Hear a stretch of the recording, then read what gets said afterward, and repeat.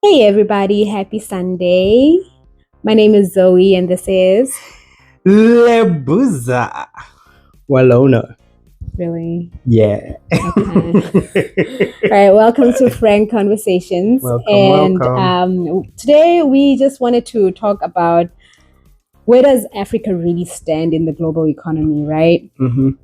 When we think of things that we've heard, that we've seen other people in the West, Yeah. even in the East, Uh-huh. have spoken about or have said about Yeah. Africa is kind of Yeah. like shocking. Mm-hmm. But I'm just gonna go through like a couple of them, Yeah. just to make sure that everybody knows that this is what people think about us. Yeah. The mud houses, right? People think that we still live in mud houses. And there is there are communities where people actually still live in mud houses, but that's by choice. And some of them, even if it's not by choice, it's not like the mud houses are just like, some mud thrown on. It's not a thing. We like mud. Yeah. But that's not how they view it. Like the mud houses, as in like those old dilapidating houses and whatnot, right? That's what people think that we still live in. And also the level of poverty is just too much, right? Yeah. And I'm not going to like say that there's no poverty in Africa, but it's so exaggerated. Yeah, it's that CNN type. Yeah, with child the child, with the kid with the fly on their mouth. And I've asked a couple of my friends, like American friends, like a long time ago, like, what do you think when you see me? And they were like, we didn't want to ask, but like, how the hell did you get to America? But on the back of an eagle. right? And you give those stories like, no, I came with a whatever tiger and a lion, and there was a connection flight of, but that's generally how people view us. But I think it's changing gradually, but you'll be surprised actually how many people still think that Africa is like a forest and all those kinds of things, right? Yeah. And another thing is that when you think Africa, or when people think of Africa, they think of incurable diseases, right? They think of particularly AIDS and malaria, right? Which we have, right? But also it has to be in context, because we do know that the AIDS virus was deliberately spread in the SADC area, which is the southern parts of Africa, right? And because of that, South Africa now hosts over 1 million SADC, yeah, just only SADC hosts over 1 million people with the HIV virus, and it was deliberate, but we live with it, right? Yeah. And when it comes to malaria, it's a bigger number. It's like over 360 million people in Africa live with malaria, and it's something also that can be taken care of. You know what I mean? And so those are basically the things that people think of when they think Africa. But I want us to put things in perspective of where exactly are we in terms of numbers, in terms of economy, in terms of development, and all of that, right? Yeah. I think Zoe has said a mouthful, and probably some of the things that I wanted to hit on, but I'm not gonna repeat any of that. But the global perspective, like fortunately we've traveled around the world and we have conversations all the time, and we bring some of those conversations here to the channel, and this is one of the ones that we've always wanted to talk about, like how the world perceives us. And the world actually believes that Africa will always be struggling, and this is one of the reasons why we're having this conversation, so that it can reach as many as possible Africans, so we can start turning this narrative that we won't always be struggling, they expect us really to always be lagging behind in areas of technology, military, pharmaceuticals, and the economy, and the list goes on and on and on and on, you know. But we know as Africans that it's not as bad as the world sees it, but we really need to take it to be on par with the rest of the world, and we can do it by ourselves as a united front, as a united Africa. I think it's possible. But also to be honest and to put truth to word, as far as developing the continent is concerned, we are only second in development to Antarctica, and no one lives in Antarctica. God knows what lives in Antarctica, you know. But when we have to compare with the rest of the other 7 continents, we come very close to the development that's happening in Antarctica, you know, and that's sad. And we need the youth to start taking its place and start to put those inroads, to start moving towards where the world is at. You know, there's opportunity for us. There's so much opportunity where we can develop our economy. It's still there. I mean, in 17 something, United States was where we are today. 1977. 1970 what? 77. Is it 19? Not even 17? No, 1977. That's about like 40 years ago. Yeah. So we can change our economy in 40 years. That's possible. So when the numbers even are on our side, if you look, we have about 17% of the world's population. But something that's interesting about this population is that it's the youngest population in the world. So the 17% of the youngest in the world is in Africa. And guess what? We even live longer than the rest of the world. So really, the people who are here today watching this video are going to be here to see us into that 40 years. Yeah. And how cool would it be for us to pass on the baton to the next people who are going to take it, but them being on equal footing, technologically, health, pharmaceutically, ecologically, you know. But you get my point. So even if we're looking at it, Zoe read Rich Dad Poor Dad. I tried. I don't like reading. I'd rather watch a video.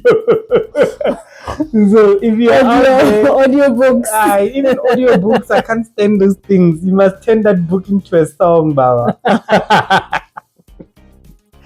But when we look at like national GDP versus debt, right? Zoe was busy explaining to me why it's important to have debt.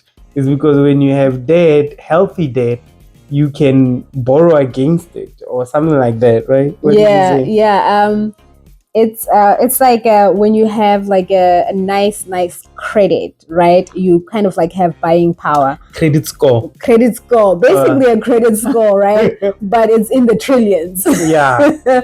You have like a nice buying power because you also have all these things in your country that you can leverage. Yeah. You know what I mean? So a lot of countries have that. A lot of Western countries have that, and they can leverage it and say, oh, but we have like this much military and this much this much that. We can, you know, we can kind of babies down when you have a mortgage. Kind of we can afford it. We can afford. There's that word where you put kind of thing. What assurance? Surety. English. Surety. We've got surety. But because we've got a history of paying it. Yeah. So it becomes bad debt when you can't pay. Yes. Right. So now we've got this thing, the GDP versus debt. You know, when we look at it. So when we look at the British GDP, their debt is 87%. 87% of their GDP is dead. And when we look at the United States, 123% of their GDP. Sick. A lot. And then when we look at the one that tops the list of this ratio or percentage, is Japan. But when you look at all these economies, they are flourishing economies. So, and what they're trying to do with African countries is to give us bad debt, one that we cannot leverage with all our resources. But funny, they can. So we need to start being smart. We need to take this bunch of 54 leaders, put them in one bus and unalive them somehow. Don't do that. Anyway, Japan is at 255% of their GDP. Not 100%. 255% of their GDP is dead. What about Africa? Africa, on the other hand, this is now the whole continent. When we're looking at it as a continent and making it comparable to these countries, like if we became a united Africa, our continental GDP only comes, or GDP versus debt only comes to 22%. Is it 22%? Yeah, it's 22. 22%. And we were doing some research with brains, right? That actually, with all the resources that we have in Africa, and if we could leverage most of those resources at market value, we'd be able to squash that debt in one year. Dead. Done. If we can do what is it, Mali or Niger? Niger, what Niger is doing now, and we need to put those countries, Mali, Niger, and Burkina Faso. We need to, those are positive inroads that the continent is making, where they're selling their uranium at market value. Yeah. When we're looking at it, the 35% of the world's diamonds are mined in one country in Africa. Guess what country it is? Is linked with Israel. Congo. Israel's largest export is diamond. And Whoa. Hold up. Israel's largest export is diamonds? One thing we should all be in the habit of doing a little more often is using this little supercomputer you have in your hand to double check crazy things when you hear them on the internet. Because we both know that there are no diamond mines in Israel. So I looked it up. And now we both know that, holy shit. Israel's biggest export are diamonds, even though they don't have any diamonds. I think that's what we need, a united Africa. And we are not like saying people in the diaspora should come to Africa to exploit us some more, because there are those kinds of people that we've been seeing on the internets everywhere that are marketing this. There's this diamond rush in Africa. There's what do they call it? A mineral rush. A resource rush. In Africa, and everybody must go to Africa and be part of this rush so they can be rich and they can have mines. And that's not what we are talking about when we're talking about people in the diaspora going to Africa and seeing how they can, benefit, but also develop, contribute to the development of the African continent, right? But with what you have said, I wanted to quickly go through the minerals or the resources that we have. And you know me, your girl. Let's go, brains. All right, so I'm gonna go ahead and start with Europe, right? Not all of us have the same resources. Okay, some of us are there, some of us are down here. So I'm just gonna go with, and just to give this is what she's doing actually pretty cool, because it will give us an idea of why we are where we are at uniting Africa. But Zoe, go through. All right, so with Europe, they have cobalt, lithium, and graphite. That's about it. 3 of the major resources. We're talking major resources. Yeah. Okay. Obviously, some of them are there, but not in the numbers. Yeah. And then we have in North America. North America, interesting. They've got coal, petroleum, iron, copper, gold, and silver. Okay.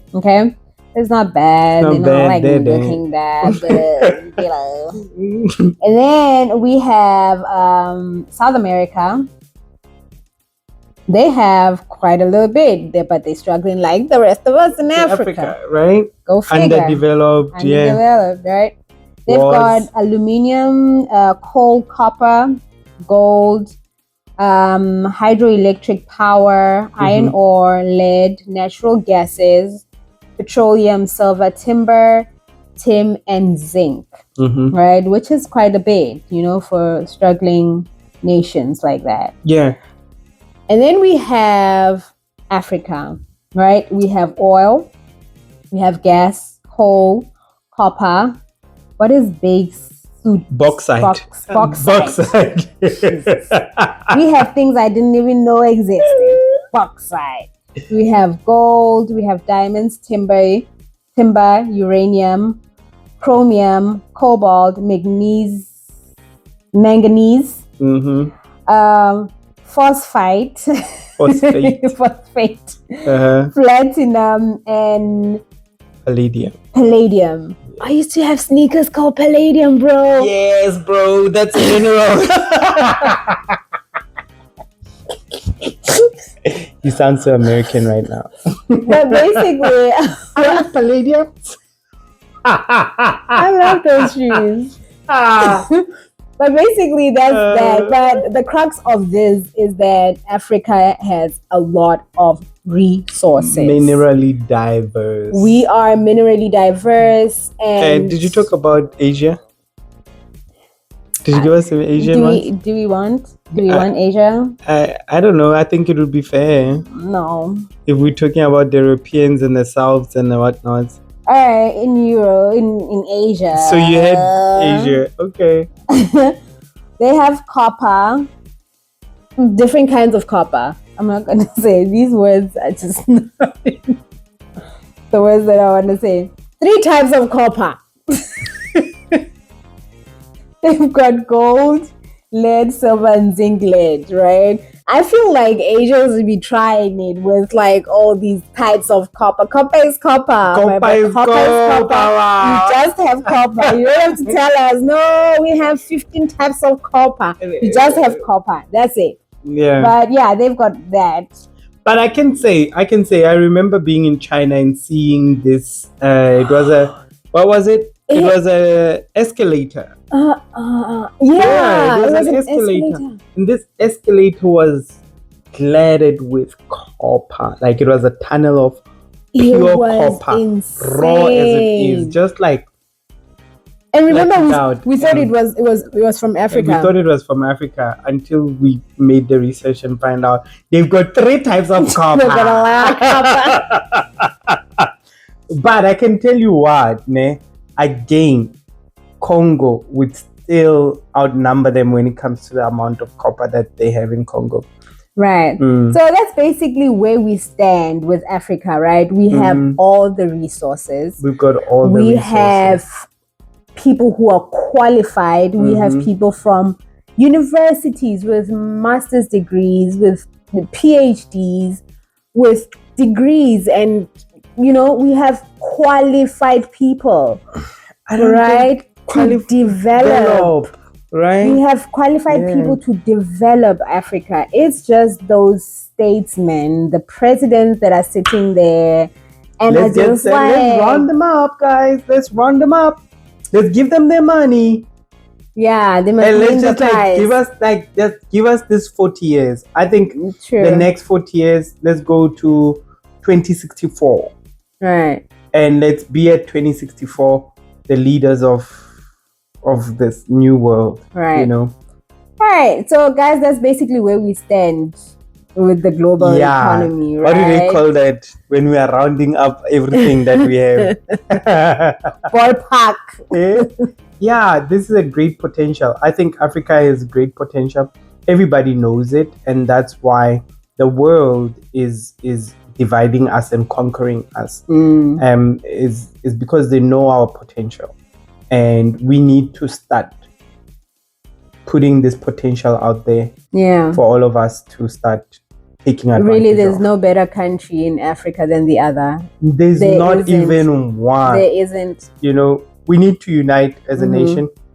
I know we have our own family matters, but they are family matters. Family matters. You know, we don't want to Macron, Biden, Putin. We don't want to like that. We can negotiate as peer to peer, but you guys can't come and dictate terms to us. You know, we need leaders like the Julius Malemas of this world, the Traores, and all those people to stand up for us. Yeah, so that's where we're at, guys. The next video, we're going to be talking about what a united Africa will look like. Based off of this information, we're going to try to like put everything together and see how we can navigate, you know, being one Africa. You know, with everything that we have and how, you know, we can make it one happy family. The family that we are.